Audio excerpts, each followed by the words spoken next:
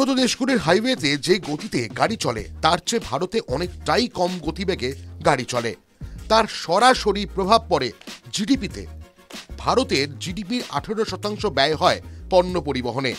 এক নজরে দেখে নিন কোন দেশে কত গতিবেগে গাড়ি চলে। আমেরিকায় পণ্যবাহী গাড়ির গড় বেগ 100 কিলোমিটার প্রতি ঘন্টারও বেশি। চীনে 90 কিলোমিটার প্রতি ঘন্টায় পণ্যবাহী গাড়ি চলে। ভারতে সেখানে 47 কিলোমিটার প্রতি ঘন্টায় চলে পণ্যবাহী গাড়ি। ভারতের হাইওয়েতে এখন পণ্যবাহী গাড়ির গতিবেগ 47 কিলোমিটার প্রতি ঘন্টা, আর গতি হবে 85 কিলোমিটার প্রতি ঘন্টা। এমনই পরিকল্পনা কেন্দ্রীয় সড়ক পরিবহন মন্ত্রকের। কি প্রস্তাব রয়েছে কেন্দ্রীয় সড়ক মন্ত্রকের? কেন্দ্রীয় মন্ত্রকের প্রস্তাব রয়েছে 41 কিলোমিটার জাতীয় হাইওয়ে গড়ে তোলার। পরিকল্পনা রয়েছে 15,000 কিলোমিটার হাই স্পিড করিডোর। এই ক্ষেত্রে বিনিয়োগ হচ্ছে 19.5 লক্ষ কোটি টাকা। 2031-32 মধ্যে কেন্দ্র এই রাস্তার কাজ শেষ করতে চায়।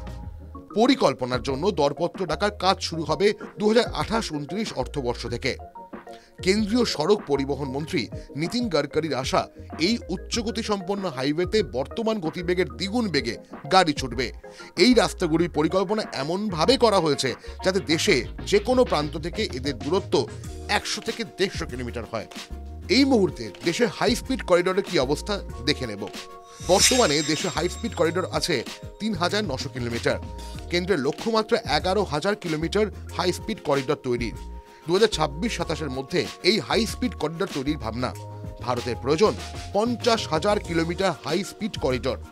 সূত্রে খবর, ইতিমধ্যেই কেন্দ্রীয় সড়ক পরিবহন দফতর এই রাস্তা নির্মাণের জন্য প্রাথমিক জায়গা বাছাই করে ফেলেছে। আগামী 2 দশকে যানজট কমিয়ে 4 ও 6 লেনের রাস্তা তৈরি লক্ষ্য কেন্দ্রের। TV9 Bangla digital. তীব্র, তীক্ষ্ণ, স্পষ্ট, সরাসরি, স্ট্রেট কাট। আমি অনির্বাণ চৌধুরী, রাত 10টায় TV9 বাংলায়। দেখুন স্ট্রেট কাট সোম থেকে শনি রাত 10টায় TV9 বাংলায়। TV9 বাংলা, না দেখলেই নয়। জল, জঙ্গল, পাহাড়, গ্রাম, জেলা, শহর, জমি অধিগ্রহণ থেকে জমি মাফিয়া, দিকে দিকে আমাদের ক্যামেরা।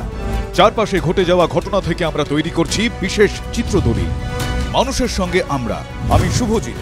নিউজ সিরিজ দেখুন আমার সঙ্গে প্রতি রবিবার রাত 10টায় TV9 বাংলায়। TV9 বাংলা, না দেখলেই নয়।